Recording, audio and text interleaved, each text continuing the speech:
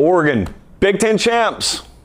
Headline from 5 years ago, and you get drug tested. Oregon 45, Penn State 37. So we do padlock stats a lot. I can't call it a padlock stat. I just want to call it a can you believe it sort of, maybe a bad lock stat. That's what we call these sometimes. Just imagine it's Friday. And this is a 4 chalice game. Chali, plural of chalice. And so we know we're going to have a really, really good game on our hands. But imagine me telling you a couple of things. Firstly, I think these are worth paper pops. I walk up and I tell you, Penn State's hanging 37. Wow. I'm going to tell you Penn State's going to be a Big Ten champion. And they're going to do it with 292 on the ground, 518 total. Penn State's offense comes alive at the right time. They're going to win the game. Then I tell you, hold it. Oregon touchdowns on 4 of their first 5 drives. Well, then I'm going to think that's going to happen if you're watching on YouTube. Dan Lanning hoisting a trophy, yellow confetti, green confetti. How did this happen? Well, it happened because, a football game got played, and then things happened and people adjusted, and there is a crowd out there. I think you've probably seen them. I've seen them many times, where a game happens, and let's say someone predicted Oregon to win this game, and then the game happens and Oregon wins the game. And then someone tries to say, oh man, Penn State was close though, and that person says, Penn State was never going to win that game. Well, sometimes that's true. Most of the time, it's a pretty dumb thing to say. Because most of the time, if you get into a game, especially when it ends up a one-possession game, in a sport like football, it's not ping pong, it's not tennis, it's a sport like football, a lot of moving parts, there's a lot of variance.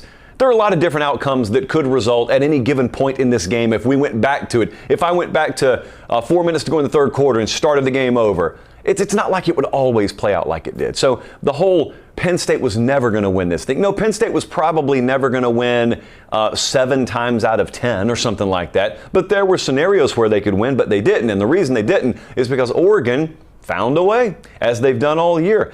This style of game is a perfectly constructed game for Oregon. So Oregon goes into this thing, you want to dominate and everything, but it's a conference championship game. They got really good defensive players.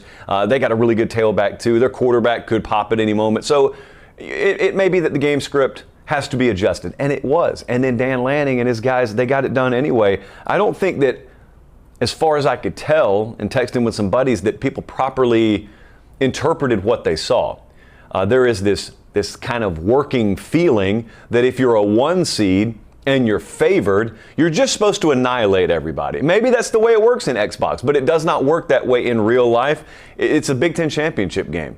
And we have no more divisions, so whoever's there across the field from you deserves to be there more than any other team in the conference. Penn State fit that description. What you thought about them and what you expected from them at the beginning of the year, but think about what you took from them.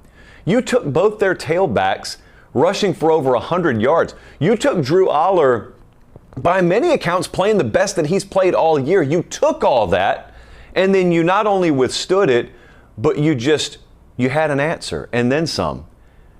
I thought Tez Johnson and Evan Stewart against the Penn State secondary was the big matchup to watch. Forget about Evan Stewart. Not disrespectfully, but forget about Evan Stewart. It was just Tez Johnson. 11 catches, 181, and a touchdown. They had no answer for him. And they tried, man. It's not like they sat there and just pressed the same coverage button all night. They tried. They had no answer, but I'll tell you what really stood out is Dillon Gabriel in this game was always a step ahead of Oregon. He killed that secondary. That was the matchup we wanted to watch. That was the matchup I thought would decide the game. It did decide the game. He was 22 of 32, 283, 4 touchdowns. But did you notice how frequently Penn State almost gets to him? And he either gets the ball off in time or he eludes the rush. That right there is worth untold amounts of points per game. You never know if Dillon Gabriel was a step slow in his physical process or a step slow in his progression process if they wouldn't have had 4 sacks on him last night. In fact, I think they would have. And that fundamentally changes the game maybe by like 10 to 20 points. But it didn't. That's why they went to the portal to get him. That's where Oregon goes and finds the right guy, and we make such a big deal about it when he comes up there. I remember when Dillon Gabriel committed to Oregon, Dante Moore did as well. We did several segments on it. This is just like when JTT committed to Ohio State a few years ago, and we made a big deal about it. And there were some folks who said, you're making too big a deal about this. Like, why do you keep talking about this? Well, it's because they're going to go on to be game changers in big games. That's worth its weight in gold in college football. So Oregon's going to be the 1 seed here. Penn State, I've seen them projected anywhere from 5 to 9, and we've found that out now. I recorded this earlier today if you're watching the live show. But I have this weird feeling in my mind that I feel better about Penn State. I feel the same way about Oregon as I did. I never viewed them as a flawless team. There is not one this year. But they're undefeated, and that's what matters. And huge credit to Dan Lanning in Oregon. Everyone talked about how the Big Ten, man, are you going to adjust to it? And we said for media days, and we said right through this game, Big Ten's got to adjust to them a lot more than Oregon's got to adjust to the Big Ten. They are the top recruiting power in the Big Ten right now and moving forward until something changes. I think they're the top program in the Big Ten now and moving forward until something changes. Not a huge gap. Ohio State's a very respectable and worthy opponent and competitor. They got their own Michigan problem. But Oregon, they're where they should be. Penn State, I've got this weird feeling that in terms of a national championship, think about nothing more than that for just a second.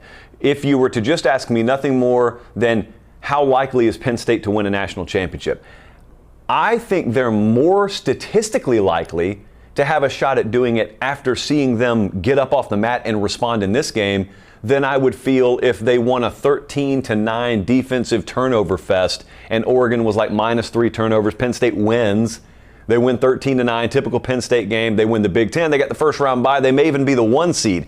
I'd feel less confident in them if they won that way than I do in them now, and they lost. They played a game that I've always thought was there, but they've never had to play it, and they had to respond yesterday, and they actually did. Okay, so they don't give you anything for almost. They don't give you anything for a good, solid effort, and they're going to make you play an extra game in the playoffs, but there's a heartbeat still there. There's a pulse still there. Let's see what they do with that.